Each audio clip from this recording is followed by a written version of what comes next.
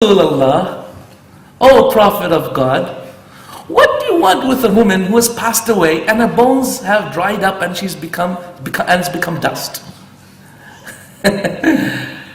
La ilaha illallah.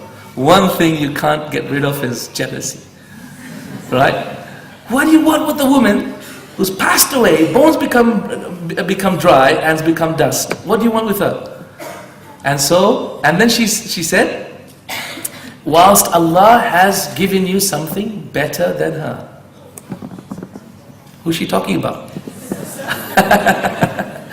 Right, she's talking about herself, mashallah, so articulate. So what did Rasulullah ﷺ say? Rasulullah ﷺ said, no, wallahi, Allah has not given me better than her. Inna Allah razaqani hubbaha. Indeed, Allah has blessed me with her love. My brothers, my sisters, the challenge on you sisters is to make your husbands fall in love like Khadija made Rasulullah ﷺ fall in love with her. The challenge for you is to create a husband that loves you long after you pass away. The challenge for you is to create a husband so madly in love that he'll be like Shah Jahan. Who knows Shah Jahan? Who knows Shah Jahan? No one knows Shah Jahan? Shah Jahan, the one who built Taj Mahal. Remember that one? Who knows the story of Shah Jahan? He had this really pretty wife called Mumtaz. And Mumtaz said that, you have to promise me you'll never get married to anyone after me, which he readily promised.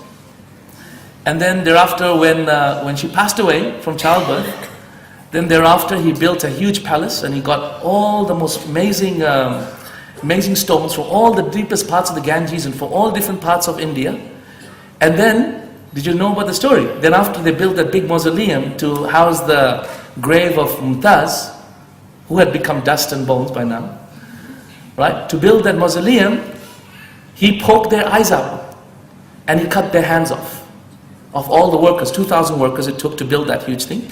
He cut their hands off and he poked their eyes out. Please brothers, don't do that. Okay, but obviously the reason why he did that was because he didn't want anyone to ever build another replica of the Taj Mahal. Okay? And he did that as a dedication to his wife Mumtaz. All I'm going to say is Mumtaz. Mumtaz means excellent or perfect, right, in Arabic. Okay. Take the example, my brothers, my sisters, of Aisha radiallahu anha as well. At the age of 18, Rasulullah ﷺ passed away when she was married to Rasulullah ﷺ. You see, the wives of Rasulullah ﷺ truly had a difficult time. Because he had a number of wives, right? He had 9 wives at one stage. And the wives of Rasulullah ﷺ, the Prophet ﷺ traveled in his 10 years in Medina. He spent 3 years traveling, 36 months he traveled and 19 battles he fought. So he fought 19 battles, he traveled 36 months. Of that, 7 years he was in Medina, right? 7 years in Medina. Of that, every single year that he was in Medina, in Ramadan he spent 10 days in i'tikaf. Okay, i'tikaf basically means secluding yourself in the mosque, away from everyone else, so that you can remember the day that you will be alone with your God in the belly of the grave. So he did i'tikaf for 10 days in Ramadan every single year. In the last year, he stayed in i'tikaf for 20 days in Ramadan. Okay. On top of that, in one of the years, he actually stayed away from all of his wives for about 1 month. If you minus from the 7 years that he was with his wives, because everything else he was traveling or whatever, from that you minus all the days he did i'tikaf, and you minus all the days that he was that he had stayed away with his wives, and you divide that by the number of wives he had. What's the average number of nights you get? I did the sums and I got an average of 2.18 nights per wife per month. I can see silence. I can actually see silence this time, not just hear it. Yeah, 2.18 nights. What makes a woman stay with a man when the man can only give her 2.18 nights a month. It takes a woman of tremendous patience. Would you agree?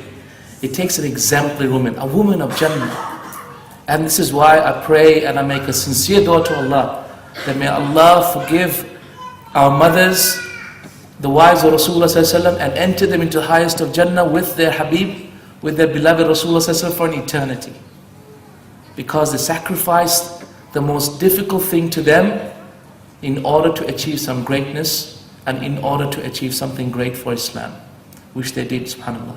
An 18-year-old woman, never to get married after her beloved Rasulullah ﷺ passed away, was an amazing thing. Aisha radiallahu anha would say, I used to make dua to Allah, oh Allah, let me see my beloved husband in my dreams. So Allah answered my dua and He let me see him every second day in my dream. MashaAllah. And then she used to say I couldn't tolerate it sometimes, so I'd make more dua to Allah until Allah answered my dua and He let me see him every single day in my dream. Subhanallah. You think about it, it takes an exemplary woman, wallahi, exemplary woman of exemplary patience, exemplary dedication to be how these exemplary women were, subhanAllah. Truly they were pearls. Truly they were pearls, subhanAllah. How else could Rasulullah ﷺ do what he did, subhanAllah, if he didn't have examples of these exemplary women that his wives were? Take the example of this beautiful woman by the name of Fatima radiallahu